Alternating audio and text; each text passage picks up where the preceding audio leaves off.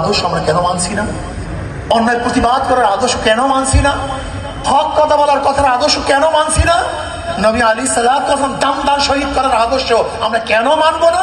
নবী আলী সাল্লাল্লাহু রক্ত ঝরাবার আদর্শ কেন মানবো না? কারণটা কি? আমরা নবী আলী সাল্লাল্লাহু রক্ত ঝরাবার ঘটনা বর্ণনা করে কত কাদা কেটেছি, কিন্তু আমাদের শরীর থেকে জীবনে একটা ফোঁটা রক্ত ঝরাই নেই।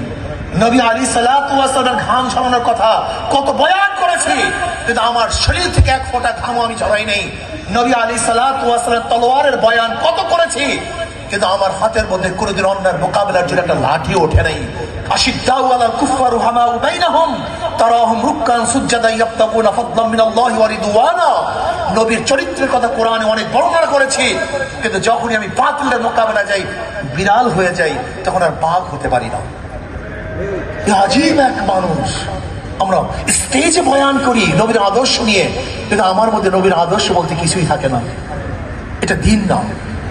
আমি মনে করি মা আতাকুম রাসূলু ফাখুযুহু ওয়া মা নাহাকুম আনহু ফান্তাহু।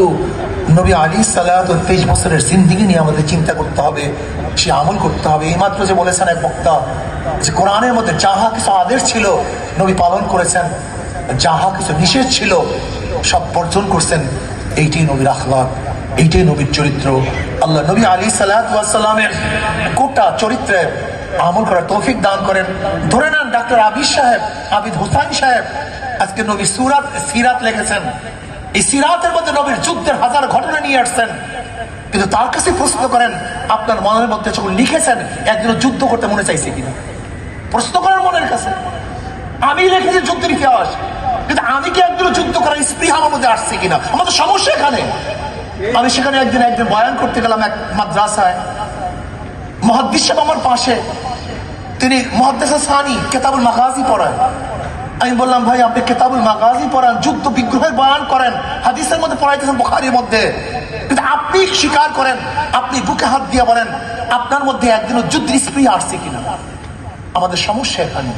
আমরা লিখি বয়ান করি, বয়ান করতে তো ভালো লাগে, কিন্তু এই আদর্শ আমার মধ্যে আছে কিনা একদিন আমি চিন্তা করি না। আমাদের সমস্যাই আজকে অন্যের মোকাবিলা করতে নবী আলাইহিস সালাতু ওয়াস সালামের সেই শিয়াবে আবু তালেবের মধ্যে 3 বছর অবরুদ্ধর আলোচনা তো জীবনভর করি, কিন্তু আমিও কি অন্যের মোকাবিলা করতে গিয়ে একদিন অবরুদ্ধ হয়েছে কিনা এই চিন্তা একদিনও করি না।